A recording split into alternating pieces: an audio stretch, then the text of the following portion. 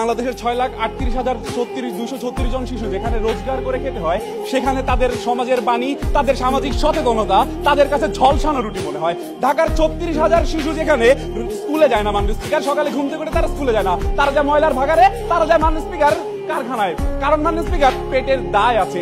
মাননীয় স্পিকার, রাষ্ট্র যেখানে আজকে তাদের পুনর্বাসন করতে পারছে না, রাষ্ট্র যেখানে আজকে তাদের খাদ্য সহ মৌলিক অধিকার সবগুলো নিশ্চিত করতে পারছে না, ঠিক সেইখানে দায়টা রাষ্ট্রের। এই যে শিশুরা পেটের দায়ে কাজ করতে এসেছে, তাদের যদি আমরা এই অল্প মজুরি দেই, তাদের দিয়ে গাধার খাটুনি খাওয়ানো যাবে।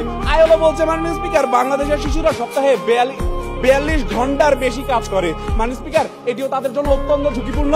তার 57% কোনো মজুরি পায় না। সরকারি দল, কোন সমাজ দিয়ে আপনি তাদের পেট চালাবেন? কোন সমাজ দিয়ে আপনি তাদের পেটের ক্ষুধা মিটাবেন? কোন সমাজে তাদের মজুরি নিশ্চিত করবেন? শারমিন এস মুর্শিদ ম্যাম বলেন, গৃহকর্মীদের প্রকৃত সংখ্যা 25 লাখের মতো, যার অধিকাংশই অল্প বয়স্ক মেয়ে শিশু, যাদের স্কুলে যাবার কথা জীবন বাঁচানোর তাগিদে তারা শুধুমাত্র জীবন বাঁচানোর তাগিদে মাননীয় স্পিকার অন্যের বাড়িতে কাজ করতে যাচ্ছে। মাননীয় স্পিকার, ঢাকার কামরাঙ্গীর চরে 10টি বেলুন কারখানায় সিংহভাগ শ্রমিক শিশু।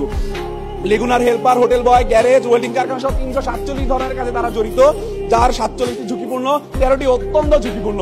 ওস্তাদ বাই প্লাস্টিক মামা 6 নম্বর টেবিলে 2টা মুরগি।